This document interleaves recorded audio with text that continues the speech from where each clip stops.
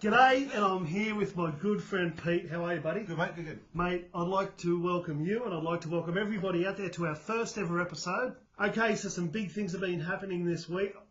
Pete, I believe you were talking to somebody, was it 94.5? Yeah. Just about the band comp Scudbone Records is doing.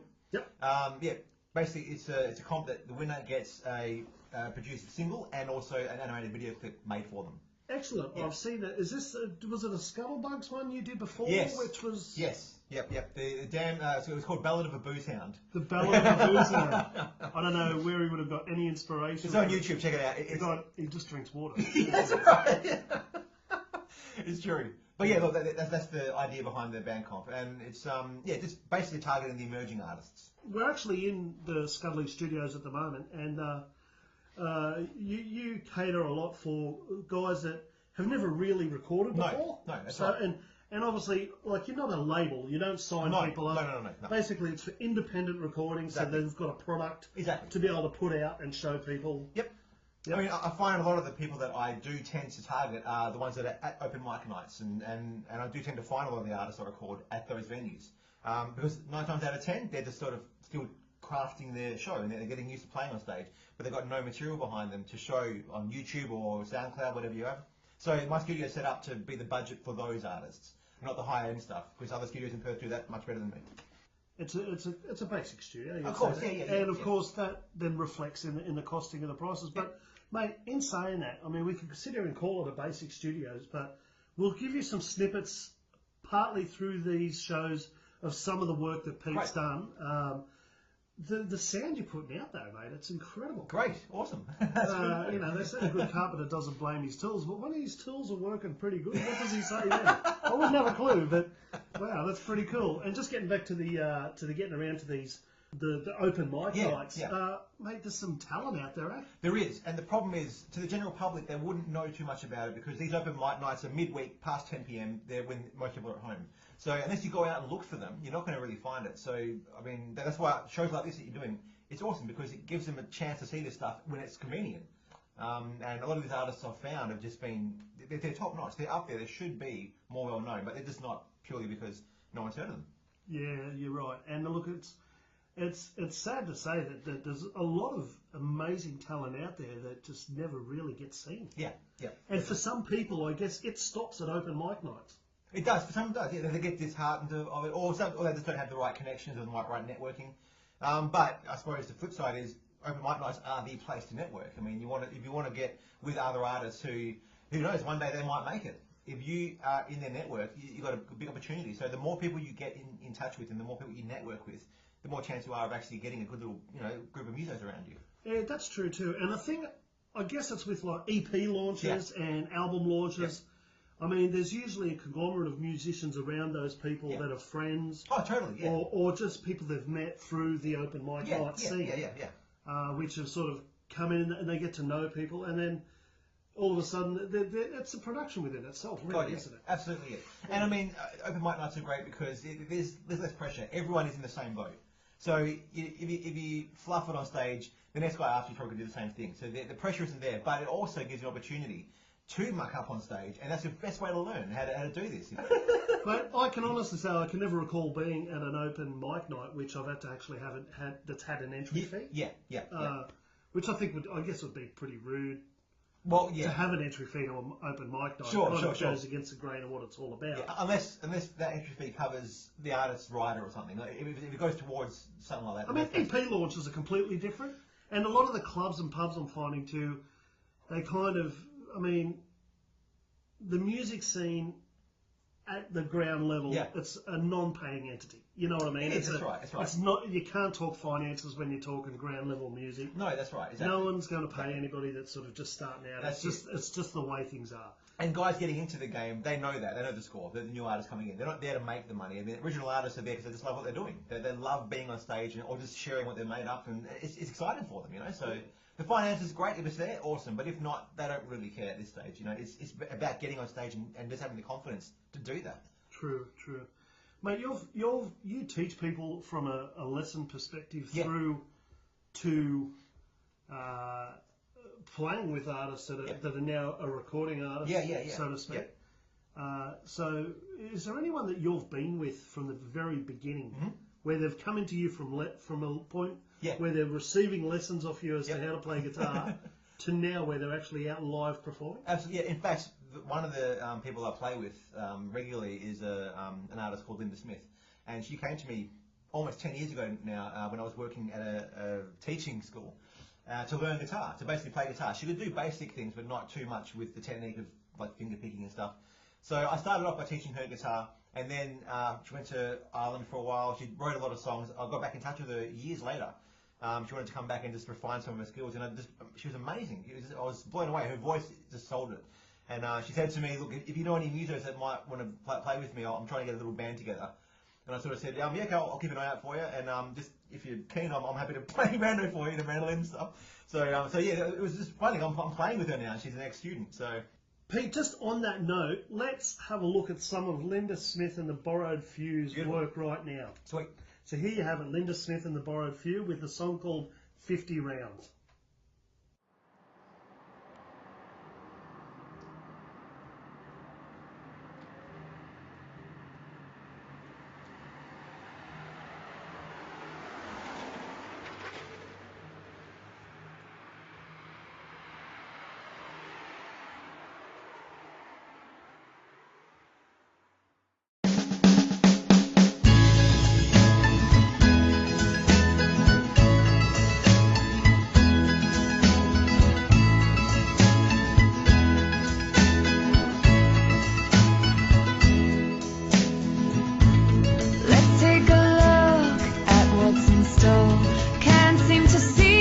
The big window seems to be growing bigger once more.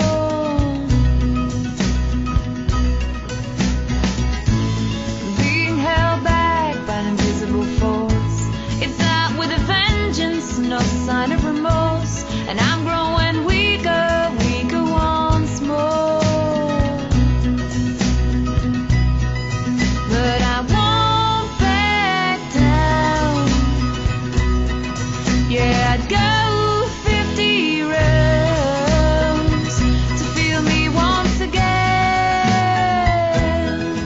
Yeah, that yeah, that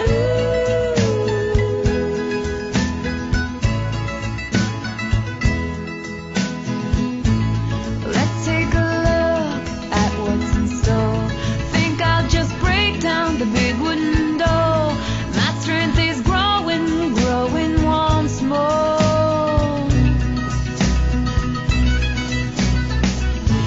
I'm hoping that 50 ain't what it takes. My motives are pure, but my body could break. Till that bell rings, no white flag I'll raise. But I won't back down. Yeah, I'd go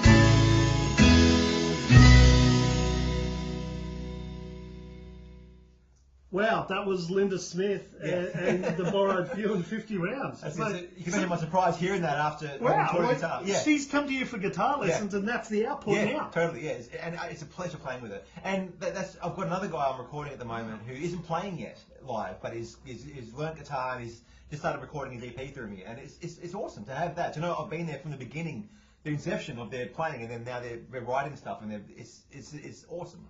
It's fantastic. Yeah. I'm just gobsmacked. Linda Smith, well done, congratulations, great work. Great song. Absolutely. And she's got, what, how much material would Linda have? Oh, she'd have easily 3 hours worth of original stuff now. Wow, Yeah. fantastic. And you know, I can almost hear that that Irish influence coming through, the balladeer type God, yeah. in her music. She's a storyteller. It really is. And it's some of it wasn't on that clip, but the in between the songs, her storytelling, just about explaining the songs, is part of the fun of playing live with her. It's just great, you know. Absolutely. As they say, it's a crack.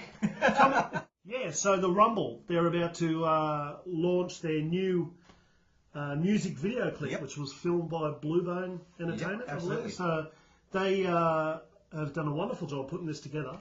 Oh, for sure. And because I heard them a couple of years ago now, when I first saw them at the Paddo, and I filmed a live set of theirs, it's just, I like their sound. It's jazzy, but it's not jazz. It's I don't know. I can't put my finger on it. They've nailed something that really works well. From what I've heard, it's kind of a mix of... I don't know about the jazz thing. Yeah? I mean, I haven't heard a great deal outside of... I've heard a couple of songs. Just some of Tim's drumming, some of the... Yeah, but there's it's almost like an offset indie kind of... Yeah, I suppose, yeah. A pulled back indie sound. Yeah, a very, very chilled out version of... I don't know, they seem to nail something in their sound that is unique. It's cool. It's very cool. And I've met the lads, and look, we've got an interview with the Rumble, and why don't we have a look at that? Check it on. And, this was interviewed at the back of Ben McNeil's mum's place, and one lovely lady. So, hi, Mrs. McNeil. And, check these guys out. This is the Rumble.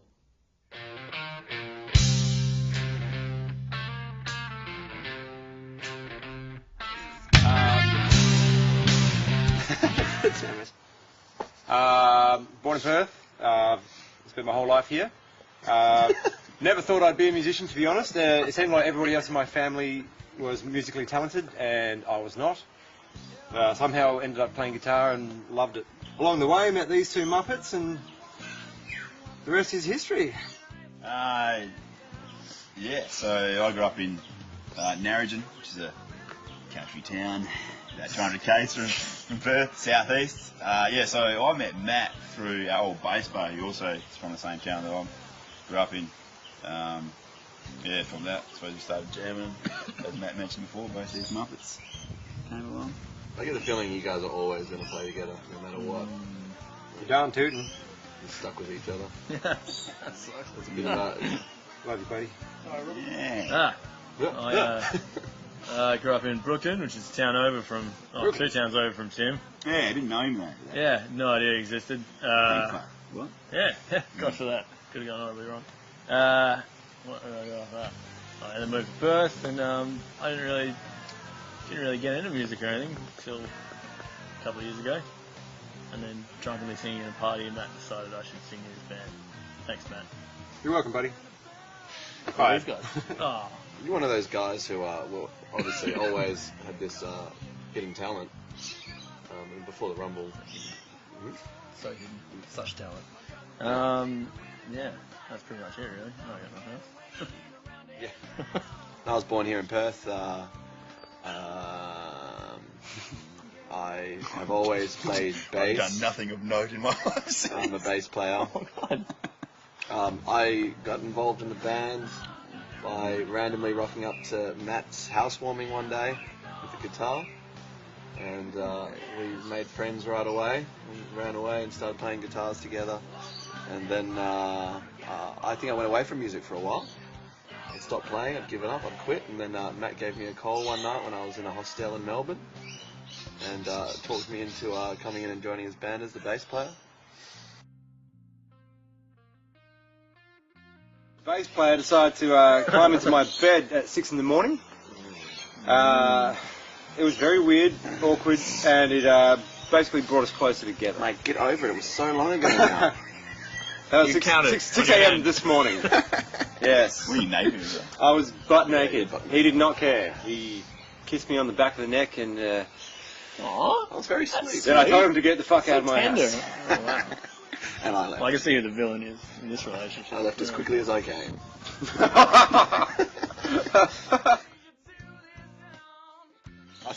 Actually, that gig we did down in Mandurah that one time where we locked Rob in the... Oh, yeah. You rocked him in the cover though. Yeah. No, that was Matt. That was me. That was Matt. Yeah. Oh, right. I had a great time. Matt, come out of the closet. No. It's warm in here. Or was that the Pelican Motel or whatever? Yeah. He was a They fucking got the pelican. Kylie in the Fine morning. That was establishment. excellent. Actually. Yeah, what did we do? Well, was this noise complaint or something? I think it was noise at 5 o'clock in the morning. I mean, so we come back from Lots of- pits, Yeah. and like, I had all my drums and shit in the room as well. Yeah. Storm there goes, what is this? What are you, a band or something? Yes. Yeah. What are you doing here? Where's... I just like close the door behind me. At the back there. Oh, he's a dick, eh? Yeah. Yep. Hope you're watching. Yeah, if you're watching Dick from the Pelican, you're a dick. And a Pelican. And he tried to Pelican take, dick. he tried to take our bond back in the morning too, and I pretended I was like the manager. Yeah, so I told the lads last night. Yeah, I gave them a word. They're really sorry about that. But yeah, won't happen again. She's the guy that slammed the door in my face. Yeah. Nah. It was a good location, wasn't it? It turned out perfect. We were originally going to go with filming it at Revolution Sports Centre, where Ben works. That was the original idea, but then it came up in progression of how we could actually pull it off and make it work really well. And I think Tim had the idea of doing it at Whippersnapper. And writing the script for it actually panned out really well. So I went there and looked at the place, and this is absolutely perfect. So yeah, I'm just really glad we shot it there. Yeah, I think initially the idea was because it had that real good industrial kind of a feel, and when I first looked at it, they were doing a lot of renovations in there, so it kind of had a good kind of old school vibe. But then Exactly. the more they started to do it up, and with the cool bar and stuff, and the more it kind of Like, yeah, it's got that really cool red brick wall, which just was perfect for what I envisioned as far as a look for it, you know. So yeah, I don't know. I like bourbon. I'm an alcoholic. My name's Matt. I'm an alcoholic. I wrote us up. Well, writing the song, it I kind of wrote it and rewrote it numerous times, you know. And as I was writing it, it just kind of came together. And as I was writing it, like the vision kind of came to me, and it wrote itself as being an old school song set in past times, you know. Like it almost kind of had like the random cowboy town, you know, like it's just like the one road, and you know what I mean, like. So that's how I originally wrote it. So as far as like classing it going, you know, wrote it to be set in the 1920s or 1930s or the 1800s. There was never anything capped on that. It's just basically this olden times set story, if you will. Isn't there a line in that song where he's like driving horses back and forth in a horse and cart? Yeah, exactly. Yeah. That line always going to be. Historically It took me accurate. back. The good old days, eh? An honest living. Yeah, so it was never really bound to being set in a particular period of time. It was just, yeah, it's just an old song set in the olden days, and it just wrote itself, really. No, actually, I thought it went quite well. I wasn't feeling that bad after all that. You're red-faced pissed, man. What's our favourite one so far? Indie bar. Indie bar. Yeah, definitely an indie bar. Indie bar's Indie bar's always good fun. Definitely his favourite. Good scene. Rosemount as well. It's got to be up there. And actually, can't wait to play at the Bird. That's probably my favourite venue in Perth at the moment, I reckon. Haven't actually had a gig there yet, but that's where we're going to do the launch for this clip, so That's what we're looking for. it should be awesome. Yayas. Yayas. We played Yeah, Yayas good. twice. That's always a good vibe there. They've looked after us. But yeah, indie bar definitely would be the favourite. I think so. The vibe there is always really good, you know. Like Sounds always good. Yeah, exactly. You know, if you, whether you bring the crowd or the crowd just rocks out, it doesn't matter. Like they don't know your songs, but they're willing to be a part of it and rock out with you. So yeah, much appreciated to that place, really. And instead of a bar ride, you get an esky full of beers. That's it. You get an esky full of beers. That's pretty amazing. It's fucking ladsy. That's right. It's all about the band rider, really. I do want to go back to Mojo's and make amends for our first Yeah. gig there. Yeah, Mojo's was our Oh, first. right, yeah, we haven't played there since our very first gig. That's it. Yeah, first gig was our open mic night at Mojo's. Yeah, right. Even to do another open mic. Rob was shit. That was pretty shocking. You every shit, but Well, shit. Yeah. Hell of shit. Now he's more like a polished turd. Yeah. Rolling clitter.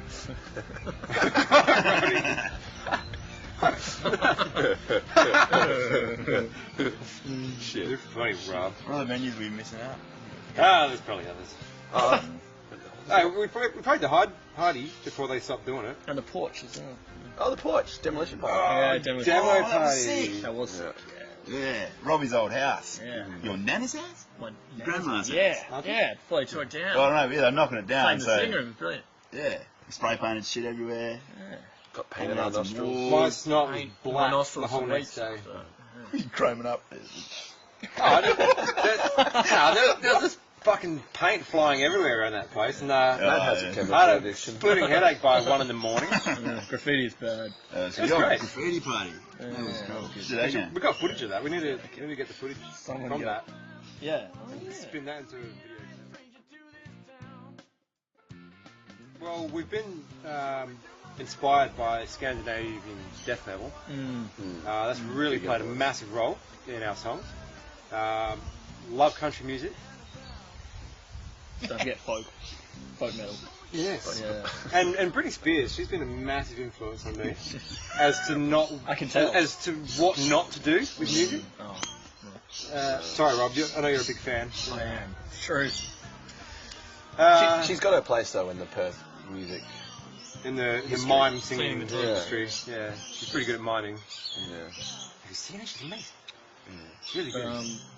I What was the question? Where we sit? No, Perth's a special scene, isn't it? Because everyone just sustains itself. Yeah.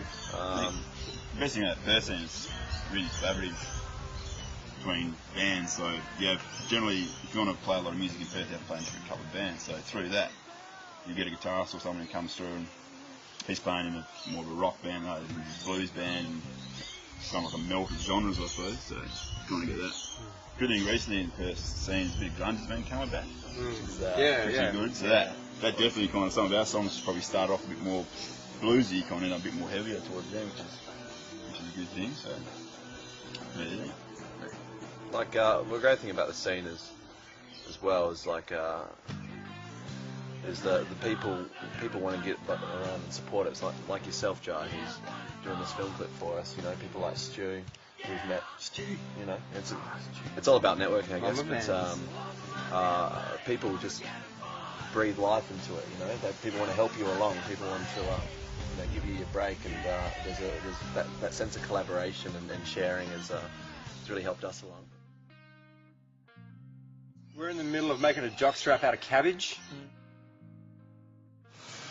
Yeah, first of all, everything we've done is we like to record live and try and really capture that energy. There's a couple of times we've used like flick tracks and we've done it all individually. It just comes across a bit kind of stale. So we found, at least we're all in the same room together, you get that energy across, and that's trying to translate across the recordings. So when we went down south, we just picked the biggest room, pretty much all set up in there, and then tried to, obviously whenever you bleed the mics and that kind of thing, so Blankets, shit everywhere, couch right. cushions, Yeah. anything, that mattresses. I think defines- we put a mattress over the 2 guitar amps that I was using to try and shelter that a bit, and just anything that we could find, just try and separate the sound. Did all this hard work. I made a cubby house out of it, yes. All that hard work to get no bleed in the drum mics, and then Stewie clipped all those mics in.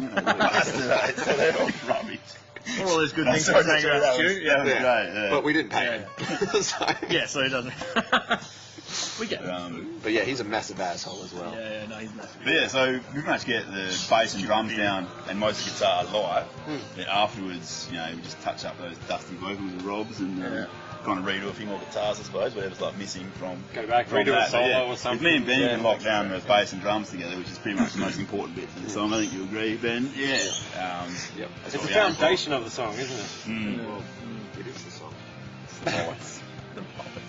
The dog bollocks. I wrote it. No, that's bollocks. Bees bollocks. Bees knees. I think I think the fact of recording it at a beach house as well, where you can overlook the ocean. Has a lot going for it. It was just fantastic, it kept us relaxed, and it really helped to enjoy the whole process, because it can be quite time-consuming and tedious going over and over and over again. But Fucking when you're looking out the window, you're recording a song and you can see the ocean.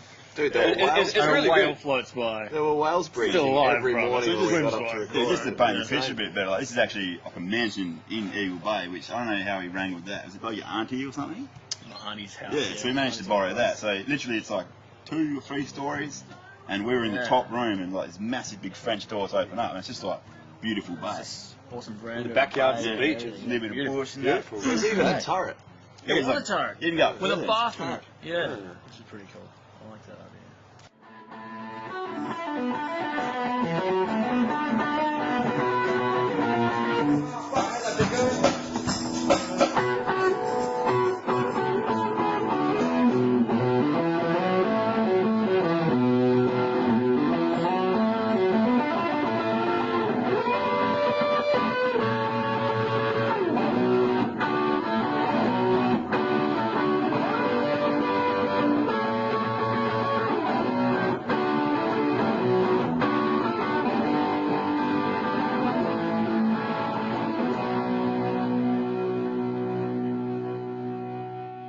G'day and welcome back to Scudbone. You're with Pete, the Hey, beautiful Pete, and the not so beautiful John.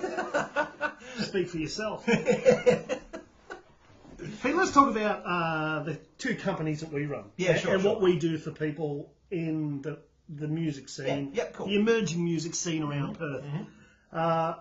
Pete, I'll talk about. It's easy to talk about someone else as opposed to Yeah, go for myself. it. Yeah, cool. What Pete does, he runs a very affordable, a very streamlined and very excellent little recording studio in the heart of Bassendean. He runs this place which is just the place to go for artists that want to just lay down their first track. Absolutely, yeah. Pete, what are your prices like? $90 to fully record your own song and produce it? That's it. If you come in with just a guitar or you play piano or whatever and vocals, $90, and that's a flat rate. One thing I've been very conscious of in other studios, I used to work in one back in 2008, that every studio I've dealt with, there's never a flat rate cost. It's always a per hour cost, which is fair enough. You know, they've got people, but because I've got no overheads here, I charge a flat rate. So $90 is all you pay. You get your song produced and mixed and everything. And if you wanted to have, also because I'm a musician as well, I do have the facility to record backing to your stuff if you want. So you don't actually charge people within that flat rate. Yeah. You can put instrumental fills in for them, Oh yeah. and that all is inclusive in that flat rate. Yep. The $90. Beat that world. Beat that, because we'll do this a little bit later. Yeah. I'm going to give you a sample of on the fly stuff. Sweet. Of the way Pete, just say for example, I'm in recording a song, and we'll show you some. Have you got some footage tucked away anywhere around here of anyone recording in here? And you Yeah, doing I it? do. Yeah. Yeah. Yep. If not, we can fake it. We can. That's right. Exactly. But one thing I've got a lot of is the raw recordings that artists have come in here with, just the guitar, just their vocal, and then I can show you what I've added to it to bring it to life. I think. Yeah. So We're going to bring this to you. You're going to see all this stuff. You're going to see what's going on with Scudley Records, and you get to see this now. This show's going to be cast weekly. Yep. So you'll get to see a little bit of what's happening this week. We'll try and visit an open mic place or someone's gig once a week, and we'll try and capture a bit of footage and try and capture a little bit of feedback from the guys that you're seeing at the moment on these little webcasts. So why don't we try fumbling through a song ourselves? you never know. You never know. Anything can happen on the Scudbone Show. Oh, it's been a great show, Pete. Thank you very much for watching. Just remember to contact us if need be. Yep. He's Pete Renzilla, He is Jai Deeg. and you've been watching us. We worked on that. Thank you very much. Thank you. Over and out. We are.